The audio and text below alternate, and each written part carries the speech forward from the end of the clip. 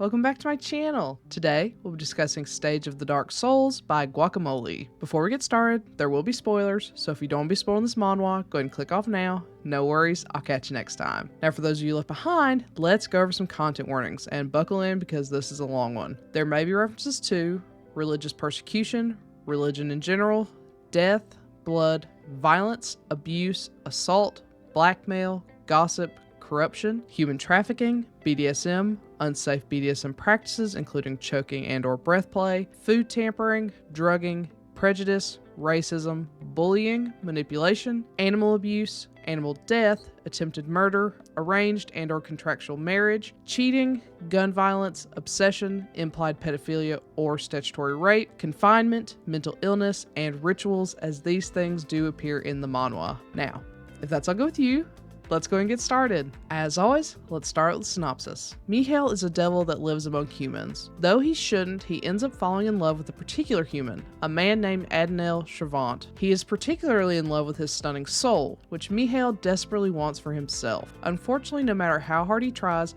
Adnel is always being swept away by other humans. Unwilling to share Adnel anymore, Mihail goes to the clergy and tells them that Adnel's family is practicing pagan worship, which leads to their execution. Alone and desperate, Adnel is ripe for the picking, so Mihail makes him an offer he knows Adnel can't refuse. Mihail will tie himself to the Shavant line, granting them all of his powers. In exchange, once the Shavant has fallen in love with Mihail and willingly given his soul, Mihail will take it and they will be bound for eternity. So Mihail lives in Adnel's shadow, helping rebuild the fallen Shavant name. All the while, Adnel has a child, despite Mihail's hate for it, and grows to a ripe old age. Finally, at the end of Adnel's life, Mihail broaches the subject of Adnel handing over his soul. Only then does Adnel reveal that he never loved Mihail and would never give up his soul, meaning Mihail would remain tied to the Shavant bloodline until he can convince another descendant to fall in love with him and willingly give their soul to him. Mihail is devastated but far from willing to give up.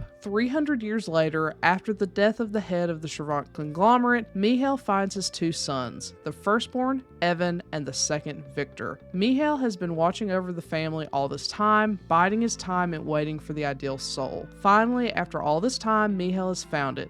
Two of them, in fact, and he isn't willing to give either of them up. One way or another, he'll make them fall for him and then take their souls, but not until he destroys them from the inside out. I'm just going to come out with it. I despise the art style. It's prettiest at the beginning, which is rare, but it devolves quickly. Our two tops are ugly. Victor is much nicer looking than Evan, but that's quite a low bar. Their features are gaunt and pointed with rounded edges, which look awkward and weird. Mihail is pretty, which is unfortunate since he's paired with such ugly tops. But no matter how pretty Mihail is, with the coloring style used, even he doesn't look that great. It's a very smudgy coloring style, which is super inconsistent and really does nothing for the rough design of these characters. Don't get me wrong, I like plenty of unique and odd styles out there, but this is just too much for me. It's honestly hard to read because of how it looks. It might be hard to believe based on how vehemently I despise the art, but I do like parts of this. One thing I really love is a good revenge plot, which this is. I love that Adnel got revenge on Mihail by denying him the love and soul he wanted so desperately, while also draining him of most of his power, leaving Mihail internally bound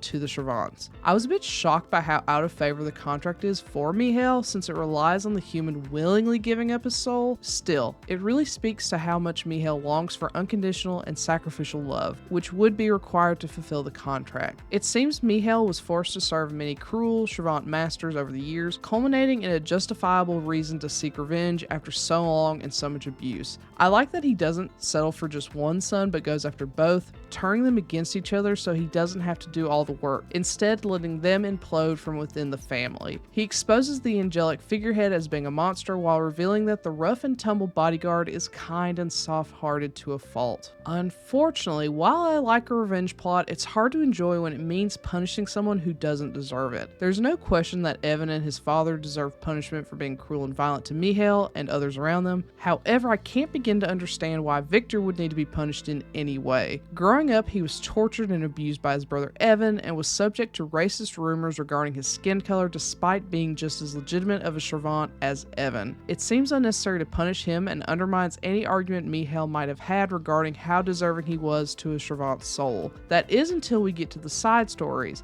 And then I feel confident that taking Victor's soul was not a punishment for Victor, but for Evan. Mihail was Victor's chance to escape the pressures of the Shavant name, and Victor ended up being the love that Mihail always craved. Unfortunately, that isn't how it comes across in the main story. With that being said, my favorite part of this has to be the side stories at the end. After Victor is taken by Mihail, leaving Evan alone, we finally see him get his comeuppance. Everyone's memory of Mihail and Victor is wiped, like they had never existed, leaving Victor as the only one on Earth who remembers them. This sends Evan into a self-destructive spiral as he tries to convince everyone that his memories are real. Slowly but surely, he loses his foothold in the Shavant's business, loses his wife, and falls into total obsession as he longs for Mihail. I love this section so much that I can hardly stand it. I wish this had been the main story's ending because it's so powerful, watching Evan give up parts of himself to nameless devils to get a taste of the pleasure Mihail and Victor are experiencing with each other. This feels like deserved revenge, and it is so sweet. It's cruel and pitiful, tearing Evan down into a weak and desperate creature just like his ancestor had become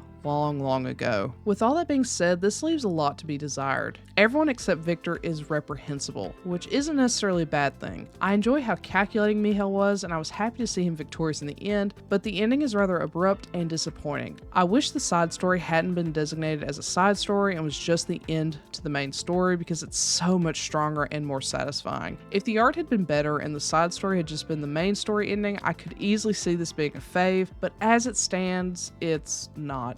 If you like hardcore BDSM and smut though, this is probably right up your alley. So, have you read Stage of the Dark Souls? If so, what do you think? Do you agree with my assessment? Do you not? Let me know and comment below. Otherwise, I'll catch you next time. Bye!